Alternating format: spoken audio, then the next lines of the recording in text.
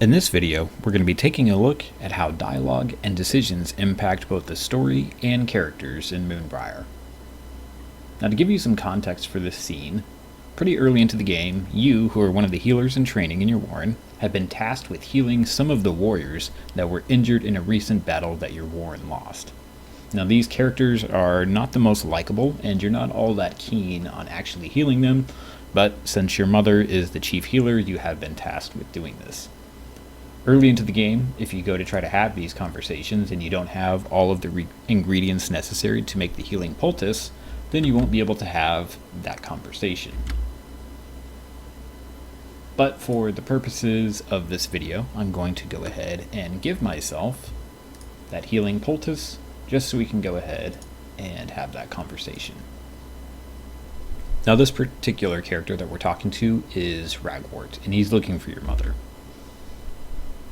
Ragwort is sort of the captain of all of the warriors within your warren, and he is definitely the strongest and most fearsome of all of the warriors. Now, he's not keen on letting you heal him, so you're sort of needing to explain to him why he should be letting you heal him.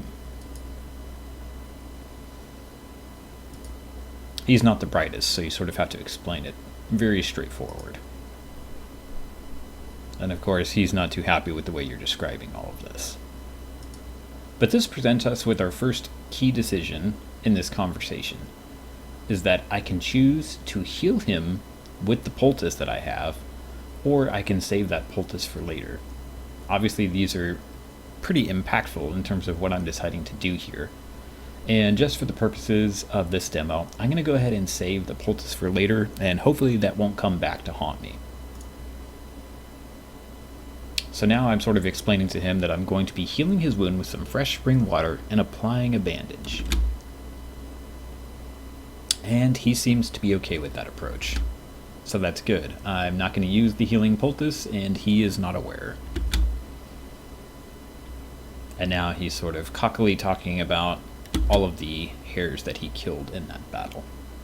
And again, I'm presented with another decision here where I can sort of, call him out on only killing 9, which is actually quite a bit. Or I can try to use diplomacy to sort of puff him up a little bit. And I'm going to go ahead and take that approach. So I tell him that they'll be singing his name in the Great Hall tonight. And seems like he's playing along with that. So now, based on that decision, my conversation with him is he's going to be sort of talking about the battle, and I'm going to be taking a very diplomatic approach with everything that I say based on that decision. Obviously, if I would have taken a more aggressive approach, then the way that Fern would be responding to this conversation would be quite a bit different. And of course, Ragwort is going to remember the nature of our conversation and whether I'm being diplomatic or aggressive with him. Alright, looks like Fern has got him all patched up, and you can see now all the blood has been washed away and that wound on his arm has been patched up, and he looks good to go, or at least as far as he knows. Alright, you can see that the game will autosave after every conversation, and now it looks like there's another character that I can speak to. This is Hensbane. He's the chief of police within the warren, and while he is not as big and strong as Ragwort, he is definitely another character that you don't want to mess with. You can also see that he sort of talks in a very sort of poetic, sweet, silky sort of way that feels a little bit kind of like a snake. So here he is opening the conversation with you, sort of speaking in riddles. And you sort of just explaining that you were really just here to heal Ragwort.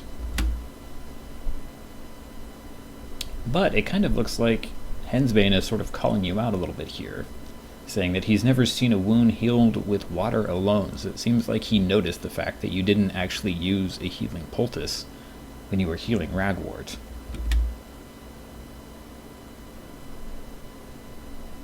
But it sort of seems like he's letting that slide.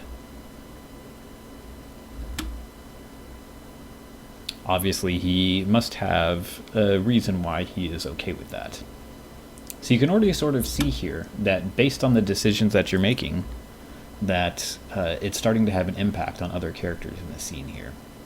So he asked you what you think about that battle, and you can sort of choose to say it doesn't make any sense to me, or you can be more diplomatic and not really offer an opinion on this. And I think that's the right path for me to take with this particular character. So you can see, based on what I've said, I've actually gained some diplomacy, which is a trait score that I can use in other decisions in the future. And Hensbane is sort of insinuating that whether you don't have an opinion, he still wants to hear it. Although the feedback you're giving him is definitely very diplomatic and vague. And again, that just plays into that based on the decisions I'm making is very much going to drive the nature of the conversations that we're having. You may only make 2 or 3 decisions over the course of a conversation, but each of those decisions is going to be very important in terms of not only impacting what you're doing and how you're talking to the characters, but also how that character is going to remember these conversations.